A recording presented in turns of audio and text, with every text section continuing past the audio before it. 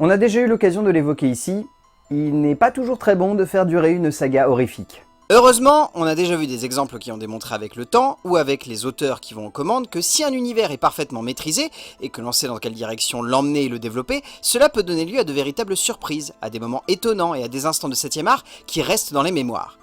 Mais malheureusement, la plupart du temps, ces nombreux projets de développement et d'agrandissement d'univers horrifiques ou proches de l'épouvante donnent souvent lieu à des moments assez lourds, assez poussifs, pas forcément à la hauteur de ce que l'on pouvait en attendre, ou simplement démontrant une véritable inutilité à donner de l'ampleur à quelque chose de finalement très cliché, de finalement très anecdotique, et ne possédant tout simplement pas assez de ressources pour donner lieu à plus qu'un bon divertissement, sans grande profondeur dramatique ou exploration cinématographique d'un personnage. Mais comme vous le savez, souvent si le succès est au rendez-vous, l'appât du gain aura toujours le dernier mot sur la création ou non d'une œuvre de cinéma, pour notre plus grand plaisir parfois, mais aussi pour notre plus grand désarroi et nos plus grandes hantises de cinéphiles. Et là, on est sur un magnifique exemple de la saga horrifique par excellence qui a décidé de partir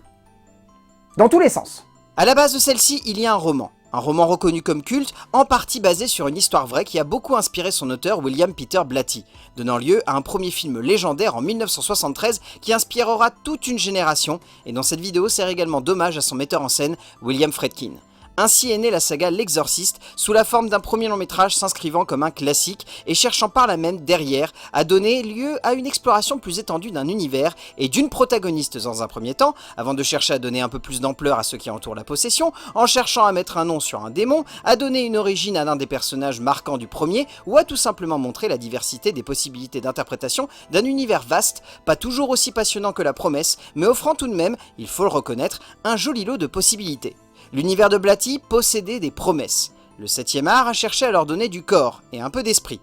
Mais on va le voir, la lutte entourant la création de ces films a donné autant de bons que de mauvais choix sur l'ensemble d'une saga qui va voir son nouveau volet débarquer dans les salles cette semaine. Plongeons donc dans la possession de la petite Regan et découvrons tout ce qui entoure l'œuvre qu'était L'Exorciste. En 1973, le réalisateur William Friedkin, auréolé du succès aux Oscars de sa French Connection, est contacté par Peter Blatty, qui a vendu les droits de son roman à succès à la Warner, pour réaliser une adaptation qu'il a écrite lui-même pour le cinéma, de son roman vendu à 13 millions d'exemplaires, inspiré d'un fait divers ayant eu lieu aux États-Unis en 1949. Ainsi naît le chef-d'œuvre qui est aujourd'hui reconnu par tous, L'Exorciste. Un film d'épouvante rare, une œuvre fleuve de plus de 2 heures parvenant à construire une aventure romanesque et particulièrement intense autour de la possession d'une jeune fille dans la ville de Georgetown pour un moment de 7ème art brillant de maîtrise cinématographique où le travail de composition graphique de Friedkin brille dans chaque cadre, notamment grâce à une lumière et une imagerie horrifique terriblement en avance sur son temps, mais aussi par la subtile écriture de Peter Blatty qui comprend comment mettre en forme un récit littéraire au cinéma. Et puis que ce soit Ellen Burstyn ou Linda Blair, les deux portent totalement le métrage du début à la fin, en donnant à ces deux femmes fortes une posture cinématographique rare, inspirée clairement par le travail de Polanski sur Rosemary's Baby sans le moindre doute. Un film d'horreur unique en son genre qui a littéralement terrifié toute une génération. Donc forcément, vous vous en doutez, au vu d'un tel succès, une suite était inévitablement envisagée par les producteurs, et notamment un certain John Boorman, qui avait envie de donner une nouvelle perspective à notre protagoniste, tout en lui offrant une exploration plus dense et plus profonde de ce qui avait fait la sève du premier métrage, le démon au centre de la possession. Ainsi naît L'Exorciste l'hérétique, un objet de cinéma qui oscille entre véritable instant d'invention et de proposition esthétique et cinématographique et perdition totale d'un point de vue dramatique, le scénario de William Goodhart oscillant constamment entre envie d'approfondir la mythologie de Pazuzu, le démon, et aussi envie profonde de donner une autre direction à Regan, en faisant une protagoniste en constant questionnement dans l'esprit du spectateur quant à la fin de sa possession ou non. Et par contre, ce qui pose réellement problème, c'est le casting, car si Richard Burton essaye de donner une certaine profondeur à son personnage, il faut bien avouer que dans l'ensemble, l'acteur a clairement du mal à donner de la perspective à son héros, sans compter que Linda Blair est ici totalement à la ramasse dans le rôle de Regan, qu'elle ne maîtrise plus du tout. Un film maladroit, pas horrible non plus, mais pas démentiel aussi dans sa composition de l'horreur à l'écran. Et là, on commence à rentrer dans ce qui pose un gros problème par la suite, l'entente entre les ambitions des auteurs et celles des producteurs. En 1990, Peter Blatty, un peu malgré lui, se retrouve à la réalisation d'un scénario qu'il a développé pour la Warner, cherchant une nouvelle fois à explorer les personnages de Regan et de Pazuzu, le temps d'un récit ressemblant à une enquête de police autour d'une série de meurtres dont l'assassin semble à chacun d'entre eux changer d'identité.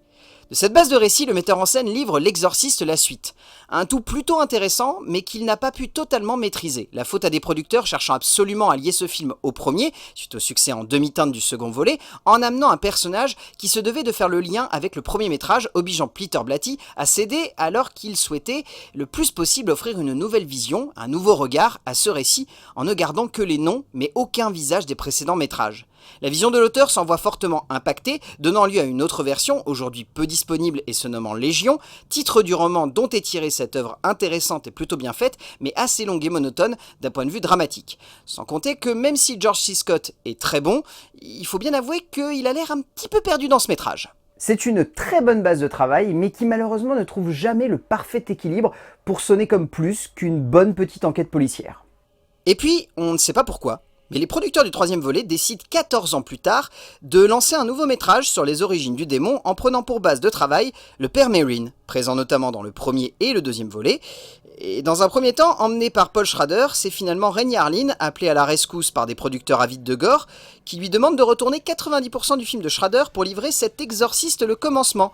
Ce qui est à ce jour le pire volet de la saga, un monument de lourdeur et de nihilisme créatif, où Harlin, en bon yes-man qu'il est, accepte toutes les décisions créatives et dramatiques des producteurs, livre du gore, sans relief et sans logique, et amène l'ensemble de la saga vers des tréfonds de médiocrité qui n'apportent aucune ambivalence et aucune logique surtout au parcours du père Merrin, qui devient une espèce de prêtre du dimanche, complètement laxiste et irrévérencieux pour rien, le temps d'un moment de cinéma sans grand intérêt, et si ce n'est la sensation de voir un film lambda, comme on n'en voit plus aujourd'hui. Et après, on peut avoir de la sympathie pour une partie du casting, mais dans l'ensemble, on sent que tout le monde est un peu perdu devant une œuvre de cinéma que peu d'entre eux semblent réussir à pleinement cerner. C'est une pure catastrophe qui fait plus rire qu'elle ne terrifie dans son genre. Mais donc, où est la version de Schrader, qu'il avait quasiment totalement tournée ?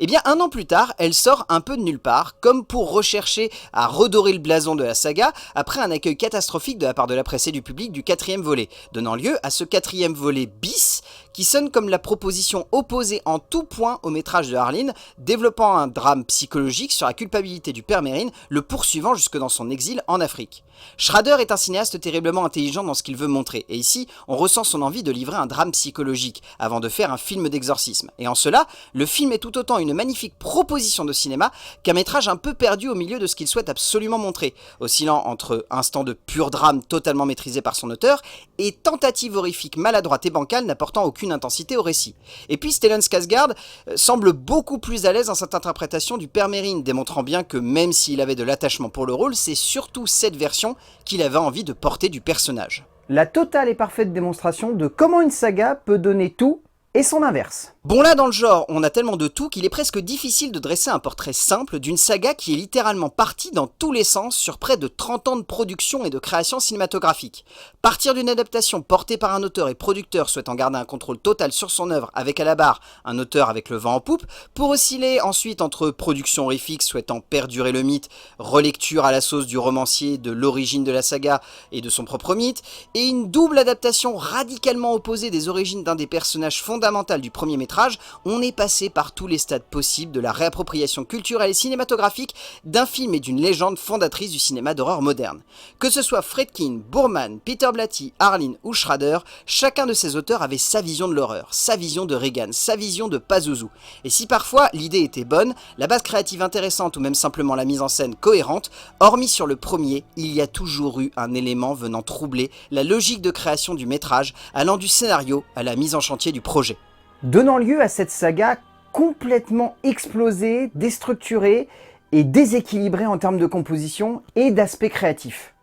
Friedkin s'empare totalement du scénario de Peter Blatty et livre sa vision de l'horreur dans le premier métrage. Une vision crédible, intense, violente, noire, une vision qui marquera profondément le cinéma d'horreur et l'inscrira dans une nouvelle page de son histoire. Boorman semble avoir envie de donner une nouvelle vision au genre, une vision plus fantasmagorique, plus bizarre, plus marquée aussi d'un point de vue esthétique, sonnant presque par moments comme un long métrage d'horreur dans des décors de SF, mais sans avoir l'impact voulu et avec des acteurs un peu aux fraises. Peter Blatty veut donner une nouvelle perspective à son œuvre, mais entre les déboires de production et le résultat final tronqué, on sent qu'il manque un petit quelque chose pour faire de cette bonne enquête policière un digne héritier du premier et légendaire métrage.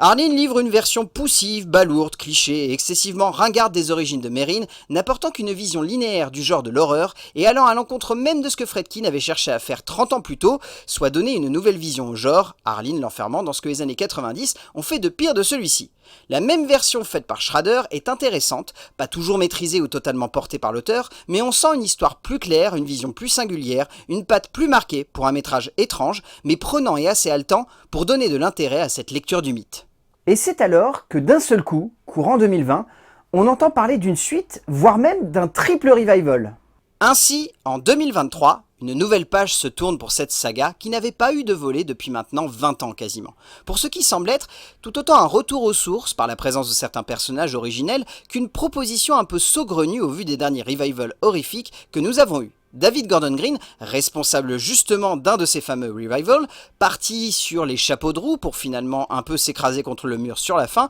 nous offre ce retour aux sources de la saga de Peter Blatty pour ce qui semble être un film plutôt intéressant sur le papier. Une plongée dans un nouveau cas de possession, dans une nouvelle aventure horrifique, peut-être dans la renaissance du personnage de Pazuzu, pour un moment de cinéma qui sonne comme une promesse, mais une promesse difficile à tenir. Celle d'une saga de légende rapidement tombée dans la facilité où les exigences de producteurs mal intentionnés, pour offrir des films parfois justes, parfois moyens, parfois ignobles, mais offrir de tout, dans ce tout,